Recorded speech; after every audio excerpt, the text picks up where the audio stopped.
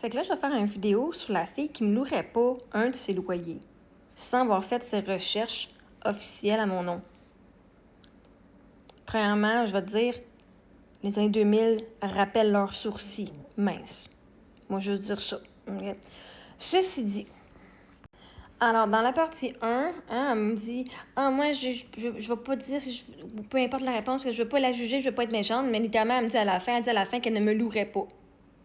Qu'elle a absolument aucun... j'ai jamais fait de demande, puis là, elle fait juste des suppositions. Donc, légalement, c'est de la diffamation. Mais bon, bref, allons voir ici. Donc, à la fin, tantôt, je disais que moi, j'ai rien fait d'illégal. Hein? J'ai prévenu ma propriétaire. On a une entente mutuelle que vous ne savez pas les détails. Tenue parole. Moi, je tiens parole dans ce que j'ai comme contrat. Agis dans le respect du contrat. La loi protège les ententes privées. C'est pas public, personne n'a droit à ces informations. Donc, les gens qui disent elle paye quand elle veut, c'est faux et diffamatoire. Donc, la petite Ginette, là, qui est sur la page de l'autre, parce que Ginette, je pense qu'elle est bloquée ici, elle dit qu'elle paye quand elle veut. Non, je paye selon les ententes que j'ai avec dans mon document. C'est faux et diffamatoire parce que tu as payé exactement selon l'entente signée, ce qui est légal, respectueux et même responsable. Fait que tout ça pour le monde là, qui se demande est-ce que moi, pas moi, là, mais vous autres, là, est-ce que je suis légale? Ben, si tu suis ton entente, t'es correct. OK? Donc, on disait tantôt les gens qui disent moi, du monde comme Marie-Ève, je ne le louerai pas. Ça s'appelle des préjugés, de la diffamation. Hein, on propage des fausses informations. Discrimination non fondée, jugement basé sur des rumeurs au lieu de faits. Tu as le droit de la dénoncer. Un propriétaire n'a pas le droit de refuser quelqu'un basé sur des rumeurs, de se baser sur TikTok pour juger un dossier, de porter atteinte à ta réputation. Parce qu'en disant ça, c'est parce que tu dis, là, t'as rien de porter atteinte à ma réputation parce que tu dis que je suis pas une bonne payeuse. Alors que je t'ai jamais payé et j'ai jamais eu une entente avec toi. Donc, toi, c'est de la diffamation que tu fais en ce moment. Légalement, je me watcherais si j'étais toi. Parce que moi, je suis pas ici pour te juger sur ce que je pense que tu ferais, mais sur ce que tu dis absolument et ce que tu fais. Moi, ici, tu me juges sur ce que tu penses que je fais et sur ce que je dis. Moi, je te juge sur ce que tu fais. Et là, ce que tu fais, c'est de la diffamation et à mon sujet. Tu portes atteinte à ma réputation. Toi et la petite Ginette. Même le simple fait de dire publiquement qu'elle ne te louerait pas parce qu'il a entendu X ou Y peut être considéré comme atteinte à ta réputation selon la loi et la jurisprudence québécoise. Fait que si t'es propriétaire, là, je pense que tu devrais aller te renseigner sur la jurisprudence pour être sûr que quand tu parles sur Internet, là, tu viennes pas de fucking mettre des bâtons dans les roues pour te faire prendre que quelqu'un vienne te parler de façon légale avec un avocat, puis tu sais, tout le... Que j'ai d'autres choses à faire, là.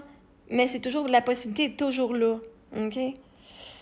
Les fausses informations créent un réel préjudice. Quand quelqu'un dit publiquement « Moi, Marie-Ève, jamais je ne louerai à une personne comme ça », ça peut influencer l'opinion d'autres propriétaires, nuire à ta réputation, te causer un dommage réel, briser ton droit à la réputation. La loi protège expressément ce droit.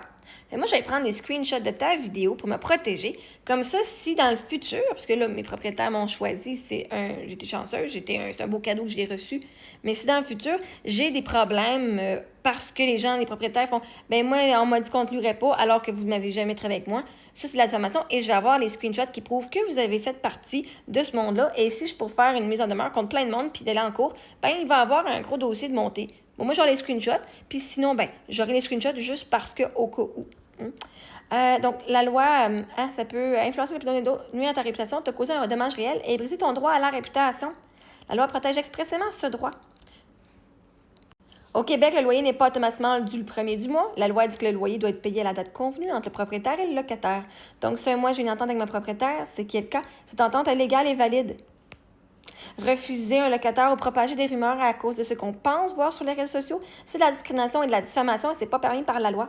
Avant de juger, informez-vous. La loi protège les ententes privées et la réputation des personnes. Et aujourd'hui, je veux clarifier quelque chose d'important parce que des gens qui diffusent de fausses informations à mon sujet. Certains disent Marie-Ève paye son loyer quand elle veut et ensuite répète moi, du monde comme Marie-Ève, je ne la laisserai jamais louer chez nous. Vraiment, c'est faux. J'ai une entente claire avec ma propriétaire et la loi au Québec dit que la date légale du loyer, c'est celle convenue entre les parties, pas automatiquement le premier du mois. Deuxièmement, refuser quelqu'un ou dénigrer publiquement basé sur des rumeurs entendues sur TikTok ou sur Facebook, c'est illégal et discrimination non fondée et ça peut même constituer de la diffamation. Un propriétaire doit évaluer les revenus, la capacité de payer, les références et la cote de crédit. Pas les rumeurs, pas les légendes urbaines, pas les opinions en ligne. Avant de juger, informez-vous. La loi protège les ententes privées, la réputation et les droits des locataires. Non, je veux pas une version plus douce. Oups, je suis correcte comme ça. Fait, ma chère, ce que tu viens de faire est totalement illégal. Pour quelqu'un qui ne voulait pas me juger, tu viens de faire de la discrimination sur les réseaux sociaux, en public. Moi, ce que j'apprécie bien gros, là, C'est que moi, mon énergie attire du monde aussi avec votre authenticité. Vous allez passer pour la bonne personne. Ah, moi, je ne juge pas. Moi, je ne fais pas de discrimination sur le sexe, l'âge. Ben, on va voir sur quoi d'autre tu peux faire la discrimination. Hein? C'est pas juste la religion, le sexe puis l'âge que tu peux faire la discrimination. Sur les revenus, c'est la discrimination. Sur ce que tu entends au sujet des gens, ou ce que tu vois sur les réseaux sociaux, et ça, sur ce que tu te bases, c'est la discrimination. Mais c'est fun parce que comme toi, comme l'autre ticoune, moi je suis une bonne personne, moi je ne juge pas, mais elle, je la refuse. Littéralement, tu viens de dire au Québec entier, puis merci. Moi, je n'ai même pas d'inventer rien à votre sujet. Chris, vous le faites vous autres même, merci. Sauf que vous savez pas que vous le faites. Vous pensez venir, genre, me rabaisser en disant, moi, je ne louerai pas elle. Mais Chris, vous venez vous discréditer. Vous venez vous mettre vous-même des bâtons dans les roues. Fait que moi, ce que je peux vous suggérer légalement, c'est de vous fermer la crise de gueule.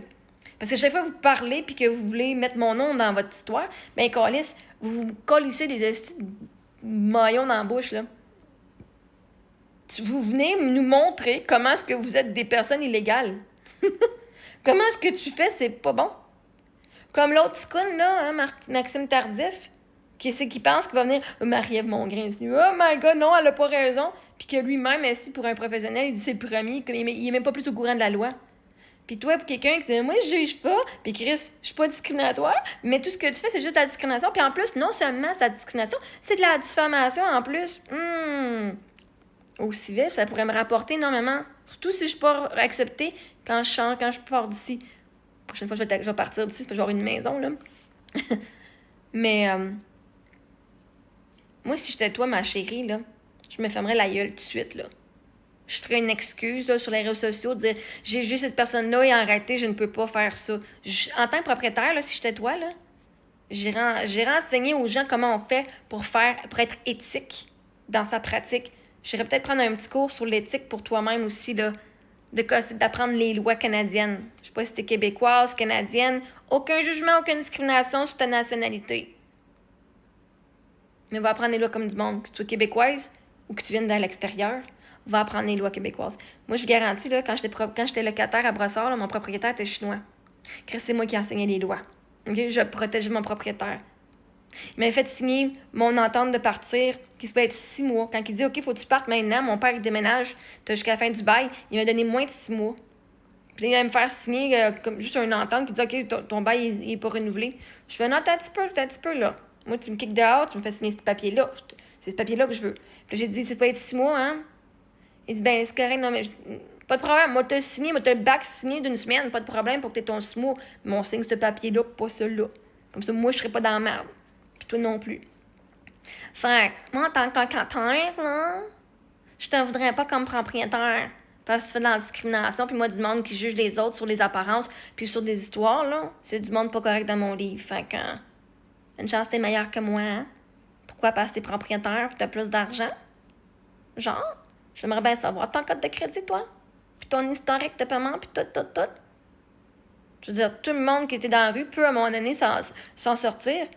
Puis à un moment donné, dans leur vie, il y avait une code de crédit ou qu'il n'y en avait pas. Ah ouais, même les immigrants, quand ils arrivent au Québec, ils n'ont pas de code de crédit.